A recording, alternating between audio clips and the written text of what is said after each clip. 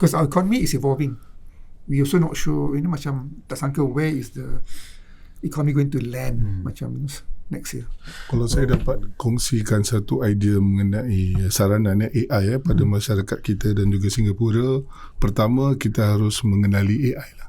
Yang kedua, selepas kita dah mendekati mereka, yang berkawan dengan AI dan bekerja menggunakan AI. Dengan apabila kita capai tahap ni, mungkin lebih dari itu. Kita belum lagi nampak di manakan possibility AI akan memberikan kemudahan dan kelebihan buat kita.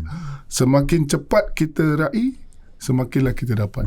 Ada satu contoh lah kerana macam mana AI impact orang dalam pekerja. Radiographer yang X-ray kan. AI punya sensor lebih baik daripada our own eyesight. Okay. Tapi AI tak boleh buat analisi atau diagnosis sebagai doktor, physician.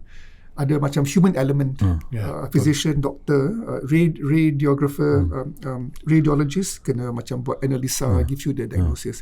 Itu important. AI macam Cik Sam bilang is a tool untuk pekerjaan. Kalau kita boleh mencari complementary between the expert atau skill worker, pekerja dengan AI, that's the best. Dia punya pekerja pun akan transform. Radiographer punya job description now has transformed. Yang lagi satu, accountants. Sekarang bukan just simple bookkeeping atau accounts keeping. They do macam lebih banyak use AI for your consultancy work, risk factor, maybe new markets, how you advise a company. So accountants now, accountant profession lebih lebar sekarang. Involves a lot more skills. Use AI.